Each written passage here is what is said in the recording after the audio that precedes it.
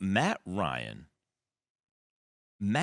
is a great example of, like, because it straddles the line. There are quarterbacks that you can win with, and there are quarterbacks that you can win because of. And Dan Orlovsky says the Cowboys win with Dak Prescott, not because of Dak Prescott.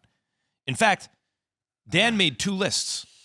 Quarterbacks you win with, and tough. quarterbacks you win because of. Which list should Dak be on? Here is are quarterbacks you can win with. So Mac Jones, Tua, Baker Mayfield, Tannehill, Matt Ryan, Dak Prescott, Kirk Cousins, Jameis Winston, Kyler Murray, and Jimmy G. I agree with some of that list. I'm looking at Kyler Murray. Seems to me like you win because of Kyler Murray. And then QBs, you win games because of the NFL right now. Josh Allen, Joe Burrow, Lamar Jackson, Mahomes, Derek Carr, Justin Herbert, Deshaun Watson, Russell Wilson, Aaron Rodgers, Tom Brady, and Matthew Stafford. All right, Key. Ooh. What you got? What's your first thought when you see those two Kyler Murray lists? should be on this list. Yeah, Kyler's on the first list. I disagree with that. Let me Yeah, I see. disagree with him Let on me the see first the list. second. I mean, the first list again. First list I again. want to see the first list again. You win games Off the because top of Kyler Murray, by the way. Yeah, Yeah, you win. right. You win. Yes. You win games because of Kyler Murray. You win games because of Dak Prescott. Do you, though, all the time? Yeah, you win games because of Dak Prescott. Because when Dak Prescott wasn't there, what did it look like? True, That, but it's simple. It's an eye test, Jay. I know, I'm with you. Help me with this, Key, because this is where I get Those confused. the two guys, Kyler Murray and Dak Prescott, shouldn't be on this particular list. They should be on the other What list. about Matt Ryan, who you just... Wait, hold on, Max. I want to ask you a question about Dak. Key, when we talk about the Cowboys, you came on here and you said when they rush for over 100 yards, I think they're like undefeated, right? So we got into this conversation multiple times where you said they are a run-first offense. And I understand that Dak, when you need him to make those plays, can make it. But like, we haven't seen that version of Dak in a year and a half since he's gotten hurt, right? So doesn't he have to prove that he's a guy that you can win? I know his contract proves that to a degree, but doesn't he have to prove that he's a guy that you can win because of coming up this season? I think you got a couple things going there, right, Jay? Yeah. You talk about the running game.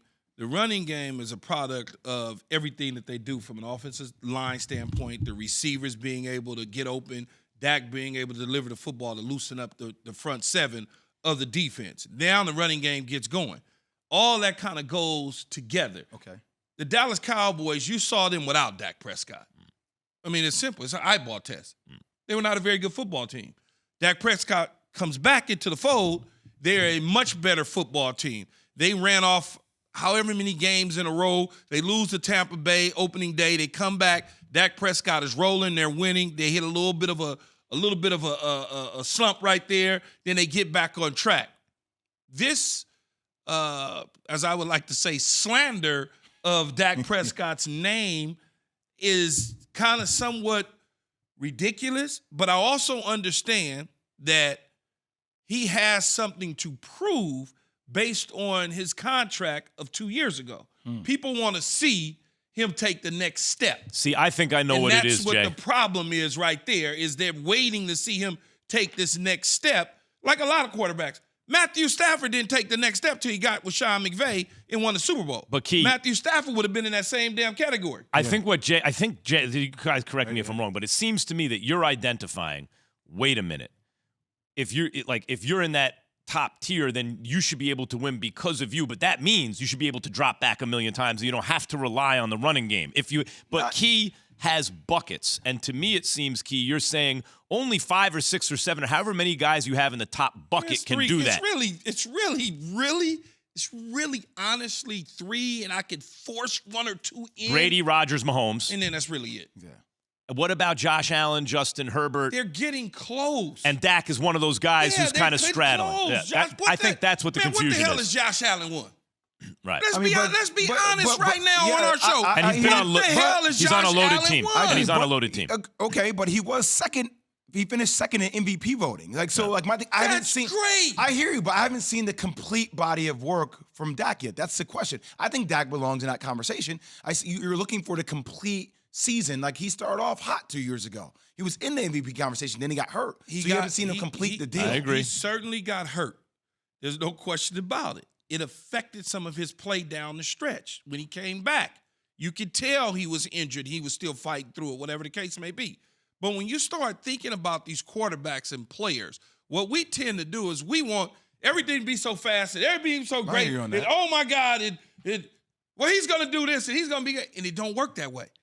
There are only a handful. What the hell is Josh Allen done? And I like Josh Allen. A handful of guys you could say that about. And then there's another handful where you think maybe. Right? Dak is a maybe. Derek Carr is a maybe. Maybe. Josh Allen, most people would say yes. You're saying is a maybe. What has he won, Max? No, I'm saying that most people would say yes. You're saying is a maybe.